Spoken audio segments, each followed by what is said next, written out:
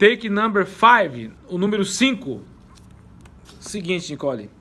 Para o take número 5, eu escolhi um momento que o ano é 2014, Copa do Mundo no Brasil. Você comemorando 14 anos. Tinha um trabalho da escola e você tinha que ler um livro e contar sobre esse livro na escola.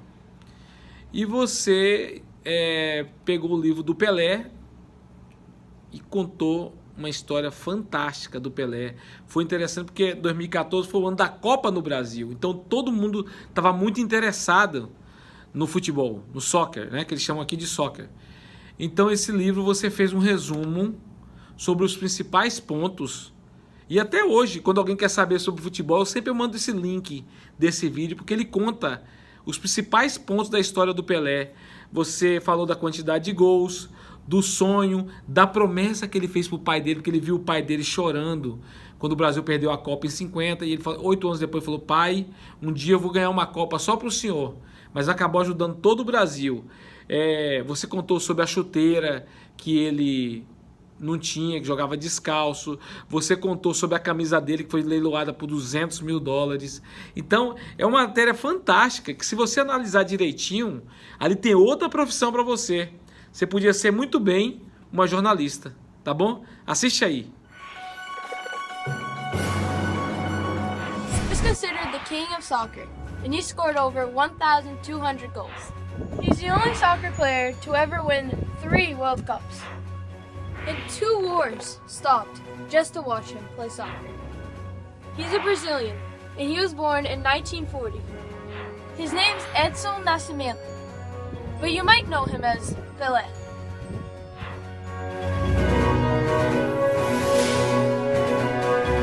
I decided to do this book because in Brazil this year, we are going to have the World Cup, and Pele is considered the best player ever.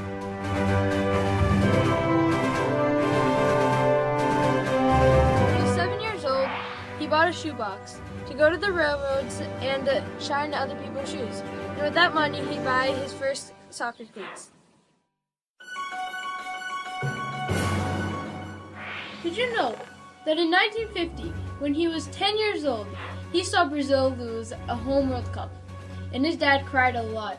So, he promised his dad that when he grew up, that he would play on Brazil's soccer team and win the World Cup for his dad and for Brazil.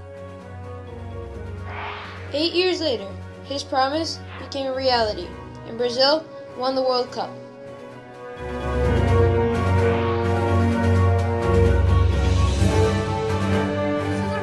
The shirt that Pele used in the first World Cup that Brazil won in 1958.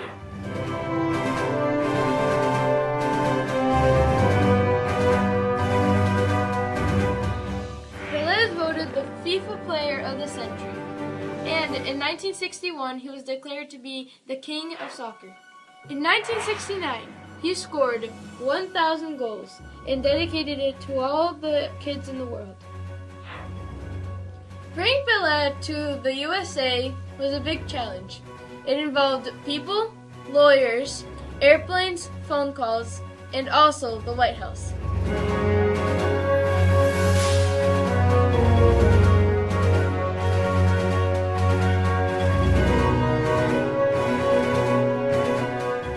And $7 million later, Pele arrived at the USA. For you to have an idea of how big this transaction was, at the time, the most popular sport was baseball, and the highest paid player, Hank Aaron, earned only $200,000. This is the replica of the shirt that Pele used when he came to the USA in 1975 to play for the New York Cosmos. Now, let's see the King of Soccer in action in 1958.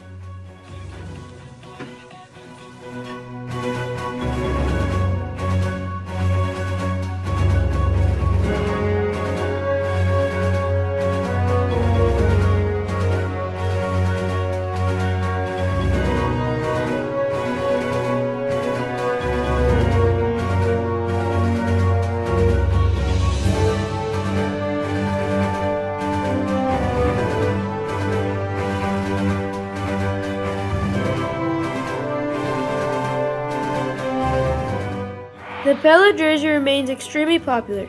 This Brazil jersey was sold at auction in 2002 for more than $220,000. My uncle went to the home stadium and they still have his locker there. He also had the chance to meet Pele. My brother Kaiki also met some people who got the chance to play against Pele. Hi, I'm Nicole and I had a pleasure talking about Pele's biography.